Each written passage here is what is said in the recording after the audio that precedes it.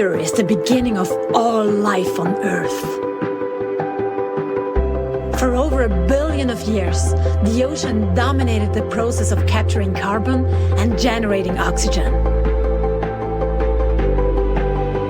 What came out of this is an atmosphere that works in our favor. If you like to breathe, you gotta understand this. Without a healthy ocean, there is no life on Earth. Without a healthy ocean, there is no oxygen for us to breathe. And without blue, there is no green.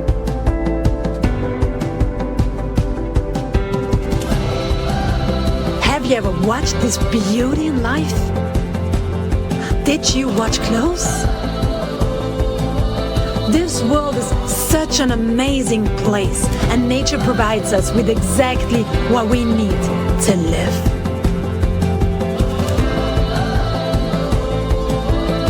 It is time to fall in love again with this beautiful world. Because what we love, we protect. Let's fall in love again.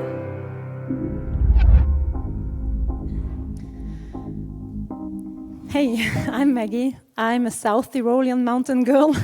I grew up in the mountains and the Dolomites.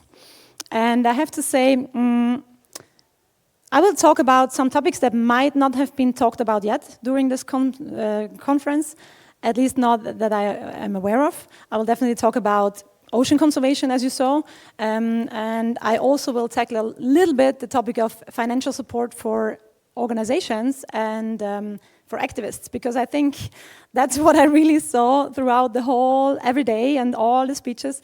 There is a huge lack of financial support, right? And I think it has a lot to do also with our money mindset.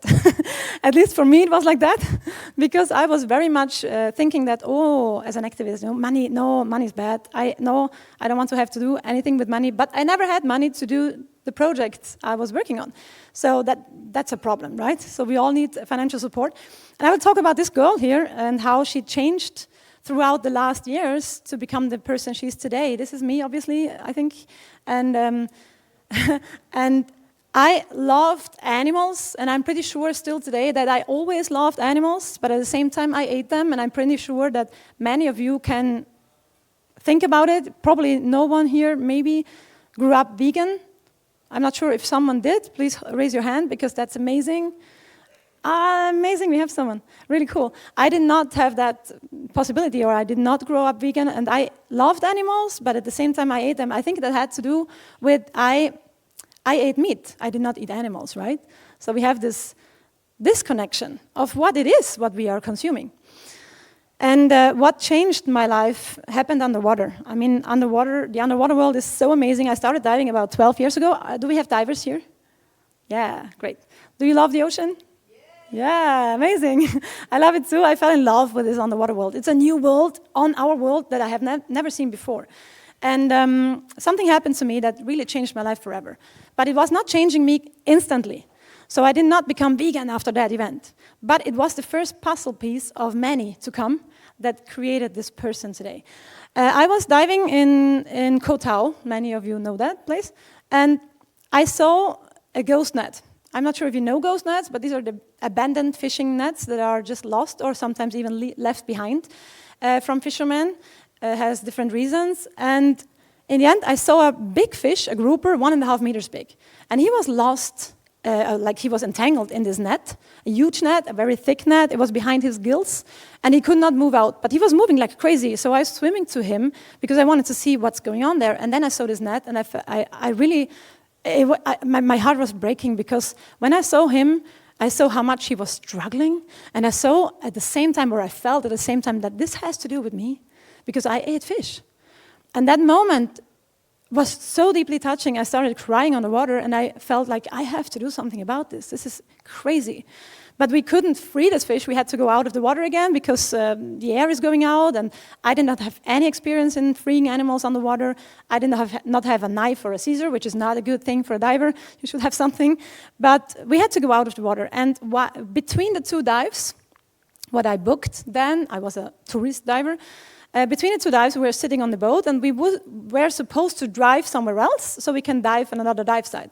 But I could not do that because I felt like whatever you are doing with this boat, wherever you go, I don't give a shit, I don't care, I stay here. I take my diving gear and I stay here and free this fish.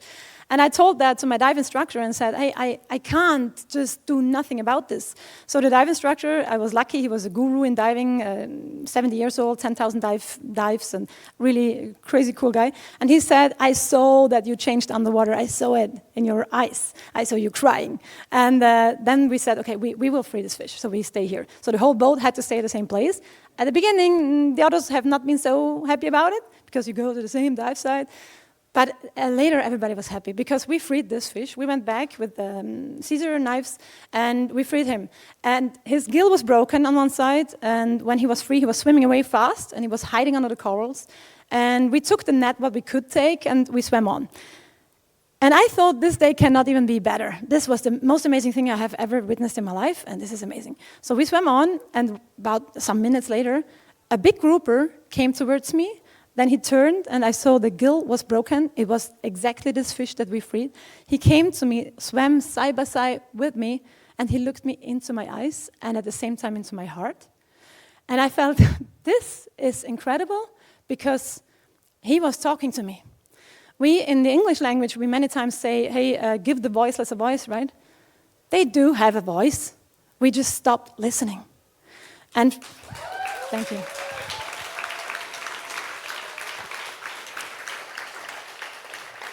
And that day I started listening, but I was not there yet. I wish now to say that that moment changed me. I became vegan right away. It did not happen like that. I think we have different puzzles in our life which brings together how we choose, what we choose. So I did still eat fish for a while, which is weird. And then I had another story. I wrote a book, 2 books in the end. I wrote a vegan cookbook. I'm not a chef, but I did it for fun, but it was a struggle too. But I wrote a vegan cookbook with a lot of nice, beautiful pictures inside. A friend of mine is an illustrator. So I wrote a second book, which is a book about hope. And there are many stories of some of them what I tell you today, but some others as well. And there's this story inside too. And in the end, how far do we go to protect our hearts from knowing, right? We go far to protect ourselves from knowing what's happening there, because it's painful to know. And the problem is, when it's painful, we try to get away from this pain. So we do everything to protect ourselves to not have to see. And that's exactly what many people do, and that's exactly the problem. But also, I think we, as the ones who see some things already, we are far away from seeing everything, yeah? But we see some parts in a different way. We have seen also the other side before. We are here now because of the choices we took. Let's use this, that we have been on the other side. Let's use it to get more compassion out there, to talk to people in their language, because we have been there too. So this moment changed me then again a step further. I was doing my dive master in Utila, Honduras, and in Utila there is the lionfish. Do you know the lionfish? Did you ever hear about that? This is a fish with a lot of stings, and it's quite painful to get stung by this fish. It's not fun. And this fish does not belong to the ocean there. It belongs normally to the Southeast Asia area. But we people made mistakes, and now this fish is there. And because he's there, he's threatening a lot of other fish populations, means he's eating a lot of the other animals, but he has no predators. So, because they are also afraid of him, they don't know how he is, stinging and stuff like that. So he's not eaten, and he's spreading like crazy. So people said, because I was still eating fish, if you eat fish, you should eat that fish, because this is conservation, right? You should eat that fish that should not be here, so help us to catch this fish. So the dive shops were doing lionfish derbies, going out, catching this fish. The dive shops who catch the most will win the prize, the dive shops with the biggest, the smallest, and blah, blah, blah. I was participating, and I did not catch a fish and kill a fish, because I knew I cannot handle this thing, this shooting weapon, bam, and I cannot do that. I knew that already, I can't. But I still was eating fish, so I thought it makes sense to eat the fish that is too much. So, yeah, let's participate. And I said, well, you know, I will hold the bucket. I will not shoot, but I want to hold the bucket, so I will swim from diver to diver and collect the fish. So I did that. Because I thought, I cannot shoot good, I don't know how this works, so I will probably just hurt these animals and not kill them. That's not helping neither. So I thought it's a good idea to hold that bucket. And when I hold that bucket, the people came and I swam around and collected the fish. At some point, this bucket in my arms started moving because the animals haven't been dead. Because the other divers did not have any clue neither how to catch these animals and how to kill them right away. This moment, again, put a huge puzzle to my whole picture. And still, that night, I was eating fish, which is insane now when I think back. But I still did it in this moment. But 1 month later, it was the day when I decided to go vegetarian first. I did take a lot of ghost nets out of the ocean last years with organizations such as Sea Shepherd and others. And I collected a lot of plastic issues. And with that topic, I have to say, I reached the schools in my area. Because when I talked about ocean conservation and animal rights, people were like, animal rights. No, you know, we in South Europe, we eat bacon. We are the land of bacon. If you don't eat bacon, you don't belong here. It's like insane. And when I started to be vegetarian, people were already a little bit weird. And yeah, you know that all. And, but when I was talking not just about vegetarianism and protecting the animals in the ocean, I started to talk also about the plastic issue and about the ghost nets as death traps, and that the ocean is so important for us to even be alive. Without a healthy ocean, we cannot even be here. Then the schools started to listen, and that was like an open door for me to get into the schools and talk about all of these issues. And of course, I was then talking also about starting to talk about animal rights when I was vegetarian. It's interesting, right, when we think back sometimes how the things happen.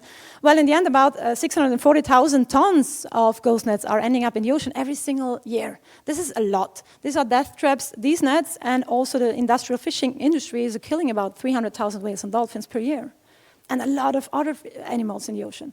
So, but it's not just the fishing industry which puts all of this pollution stuff in the water, but there comes a lot from it. So when I talk about this, people say, wow, we need to eat fish and all of that, right?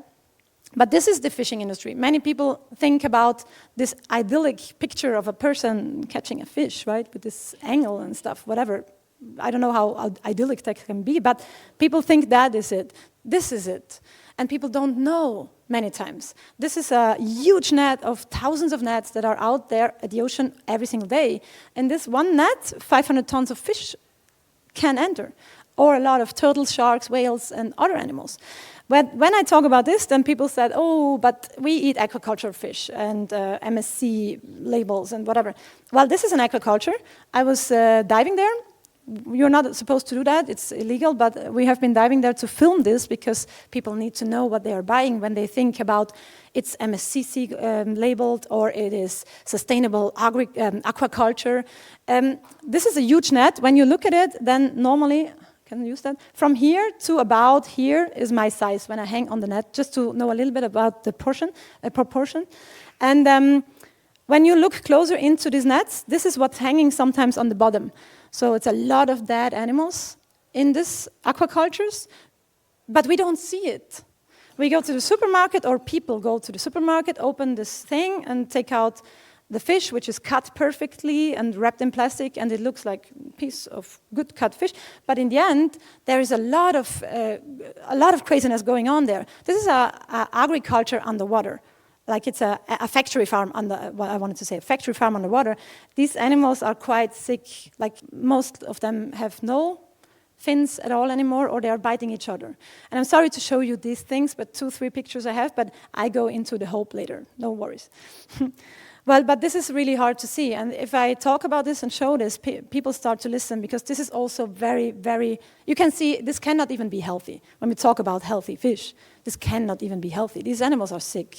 If you would see that, if this would happen on land, and if we would see it, then I'm pretty sure that this farm would be closed instantly. But as it is underwater, we don't see it. And people are not questioning so many times. I was doing investigation for 7 months about shark fin trade. I was filming drones, and it was a bit of a crazy situation sometimes, but there's approximately about 100 million sharks every year getting caught by the fishing industry, sometimes bycatch, most of the time for finning. You probably heard that. It's like a tradition, right? People call it tradition, but that's the problem. We think a tradition, to call it tradition makes it right. It's not like that. When you go in Hong Kong in different streets, you see thousands and thousands and thousands of these shark fins. And people think when I eat shark, then I am really, really strong because a shark will never die.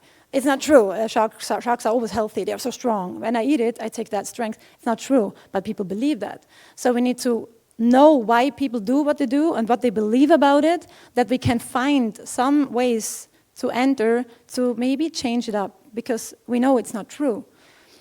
I just want to make one point that you understand about the underwater world. It's same like on land, but if this is the ocean and it's very, very clean and there are sharks and there are rays and there are scallops, this is how it looks when it is healthy, right? And let's say in this picture, I break it very much down, so it's very easy, but in this picture there are sharks eating rays mostly eating scallops. That's how it normally works. About 100 million sharks are gone every single year. We have cut down the shark population about 90%, not 19, 90. I am more afraid of an ocean without sharks than an ocean full of sharks. I was swimming with many sharks. I'm still here. I have all fingers. Everything is good. Like you need to respect it's a wild animal, right? It's not like a puppy. It's a wild animal. But we need to understand this all. But then the thing is, when the sharks are eating the rays, but the sharks are gone, what happens to the rays? They're getting more, right? Because they're not eaten anymore. So they become a lot more. What happens when they are becoming more?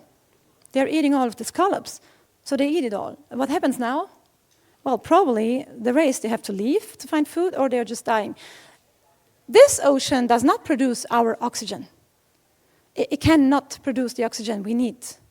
We need these animals in the ocean because they are our life support system.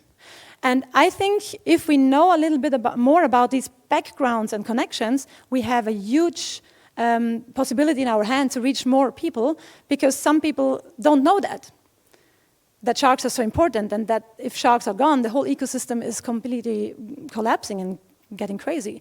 We need to know the backgrounds. That helps us a lot to have good arguments. This ocean, this one, yes, this one produces our oxygen. I had a lot to do with poaching topics, and there are many people poaching for different reasons, right? That's also one thing that helps us to help people to change. Or also not just people to change and not to poach, but also to help people like activists to approach maybe a bit of sometimes a bit of a different way to talk about these topics. Because poaching, for example, has mostly two different reasons why it happens. The first reason is mostly people want to make money, and there's a lot of money involved, and that's, of course, really bad. The second reason is some people just don't have anything to eat. And who am I to tell people, hey, you are not allowed to catch this turtle, because this is a protected species, and whatever you do, I don't care about you. I need to also understand that there are people doing this not because they want it, but sometimes there are people who really have nothing. And we here in Europe, we don't understand that sometimes. We don't see that because we have so much. And we need to see that too. So when we see that, we can definitely reach these people in a different way, and we can help the whole system to change, because it needs a whole system change. And just then it is really long-term working. I think this picture, everybody knows of you, somehow this idea. Do you know something like that? Like these two circles, they are not the same size. They have a different size, but I would like to ask you now, which one is the bigger one? Just raise your hands if you think that the yellow one is the bigger one. Yeah? Raise your hands if the green one is the bigger one. Okay, who did not raise the hand? Why? Because you know it? They are the same. They are the same. What I want to say here is, I stand here as the expert for this topic, whatever. We have so many experts in this world, right? Self-called experts. I'm not an expert at all. I want to share my experience with you. I want to touch your hearts with some stories I have been through, and maybe help you to maybe not make the same mistakes like I have done. I have been the beginning of my activism, probably more aggressive than I am definitely now. I was never aggressive, but yeah, you know, you all know that. And this, I want to make an example because there are so many people as experts on the stage, and they say what they have to say. And everyone who's sitting down there, this is the expert with the white coat and whatever. He needs to know it, or she needs to know it because it's the expert, right? But that's the thing. The experts are not always right. And if we pass on things to the next generation, it becomes our tradition. And exactly there is where traditions also come from. Sometimes they are based already on a lie, maybe not even wanted to lie, but on a thought that just is wrong. And that's how we are ending up here. I was in the Faroe Islands in 2014. This is a tradition to catch whales on the Faroe Islands. I got arrested when I was putting myself between whales and whalers, and it was a crazy, horrible situation. People pointed guns on us. Behind us, there were people with knives waiting for us to come out, and they did this. Like, it was really, really, really bad.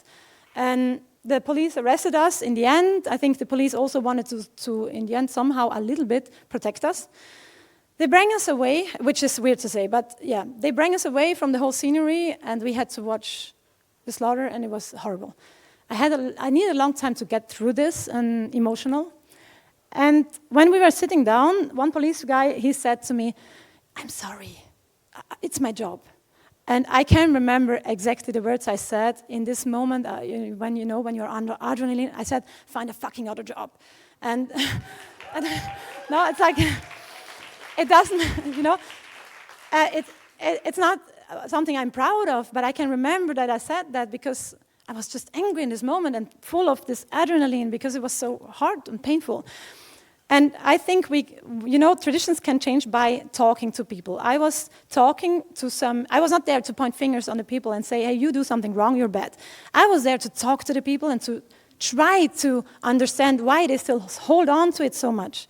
And that alone, just because I was listening, that created kind of friendship with some whalers. I was invited at the whalers' home for vegan food.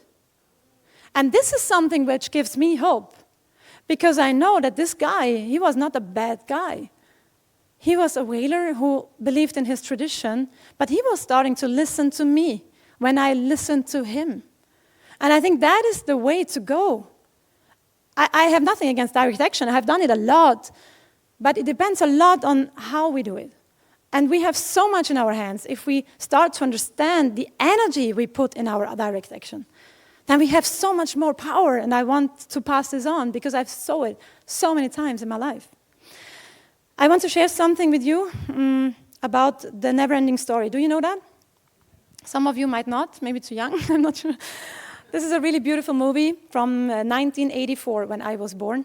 And I think this was really following me my whole life. And I think now I can remember, now I can understand why I had in my mind. I want to read a passage. This is a movie about a fantasy world which is dying.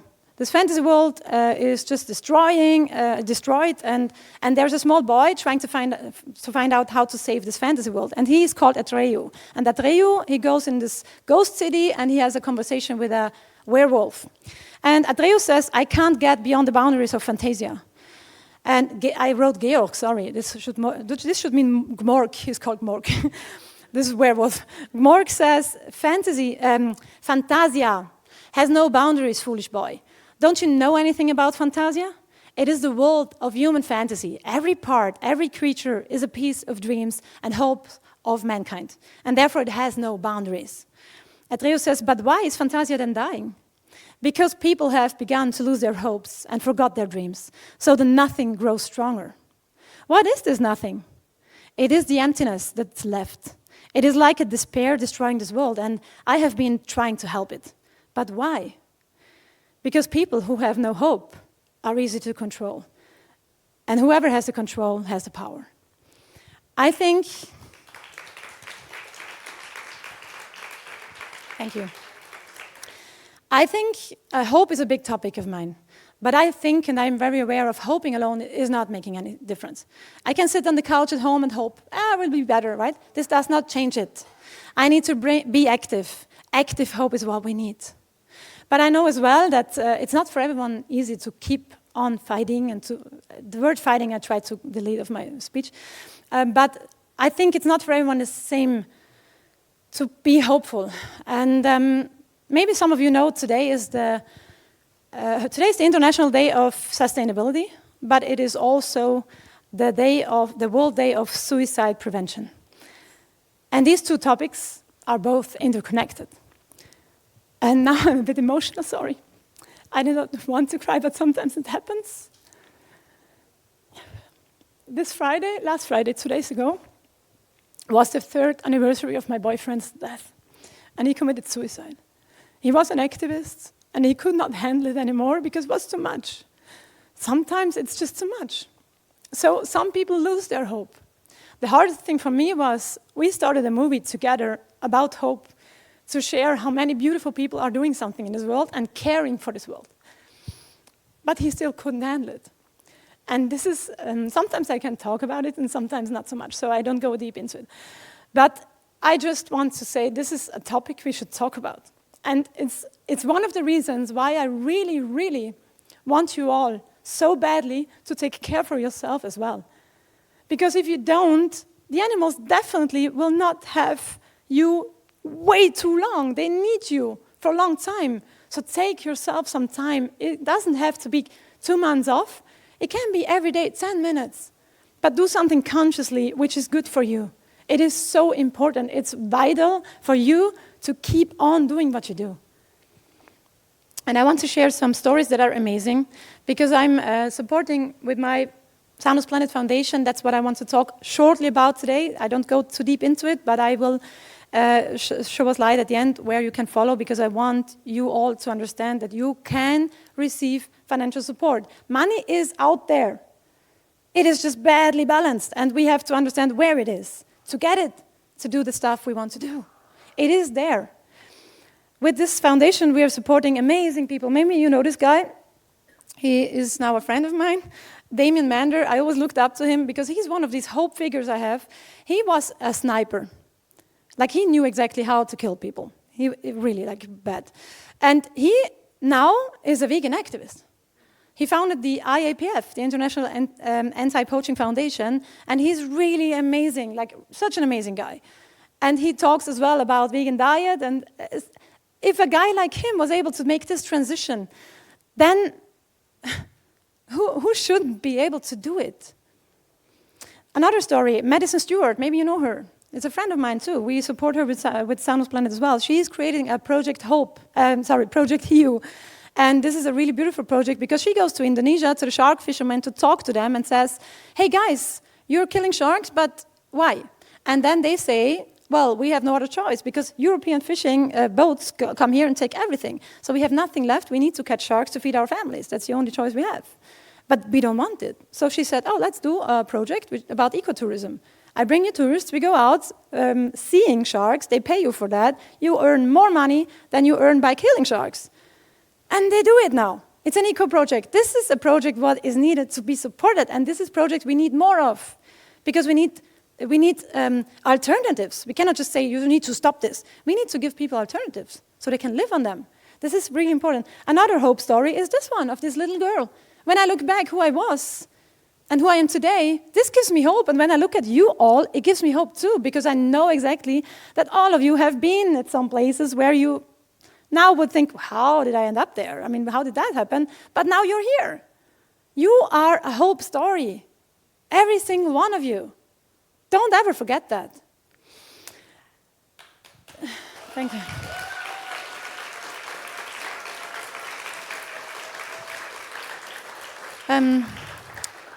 I have a quick reminder for you. This is one of the topics in my book as well. Shit can be a fertilizer. It depends on how you use it. Shit happens anyway.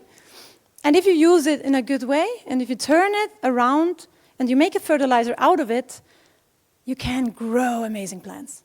So use the shit that is in front of your house door. Don't let it there. Take it out to the field, spread it, put some seeds, let them grow. Okay? It's possible. Shortly about Soundless Planet, this is the foundation I'm co-founder of, and we really give financial support in a very specific way. There are different possibilities, how to receive support. And I want you all to understand that it is a project that everybody can be part of. If you have an NGO, if you know an NGO, if you're a private person, or if you're a business, you can be part of this.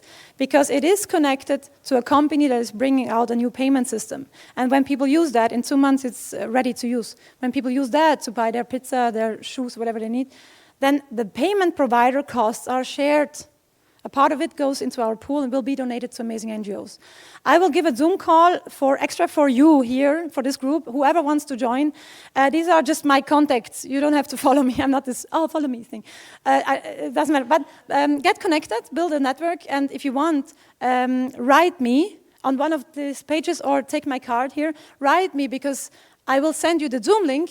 On the 19th of September, I will do this live talk online on Zoom, so you can join and you can ask all questions. And I'm explaining exactly how this support is happening. And I have 2 things to finish now. Did you all take a picture? Yeah? Or something if you wanted. I want to finish my talk with a beautiful citation and also with one video of mine.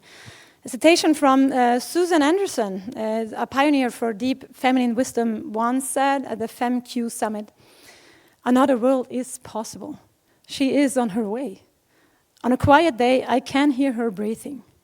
Whether we want to participate or not, this awakening of consciousness is happening."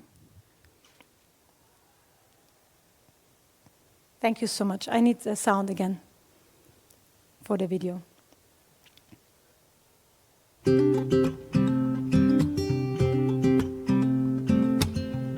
Look around you. Isn't this a beautiful world we are allowed to live in? Full of life, trees, mountains, animals, ocean creatures, birds, wildlife in all shapes. Isn't this amazing? Have you already checked out how many beautiful souls we share this planet with? I think we are the lucky ones here. We only need to understand it again. You know, Mother Nature has been here for over 4.5 billion years. She has witnessed much more than we can even understand. And she's prepared to evolve. She did already so many times. Came back after mass extinctions and found a way to create the beauty we can see today, over and over again.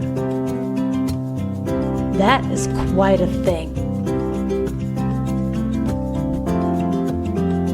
We as the human species need to understand that we need nature much more than she needs us. That might sound frightening, huh? Well, fear of speaking up for the right thing has some power of keeping us from doing the right things that are protecting this world. But to stay silent serves no one.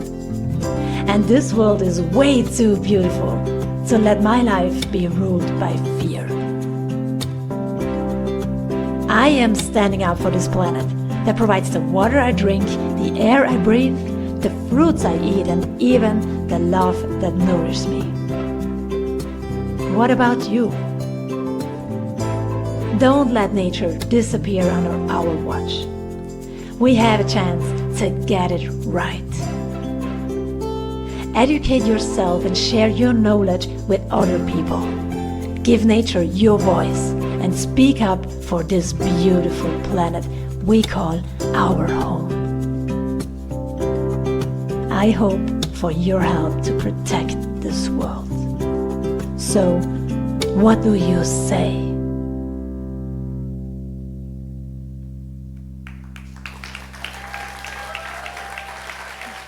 Thank you.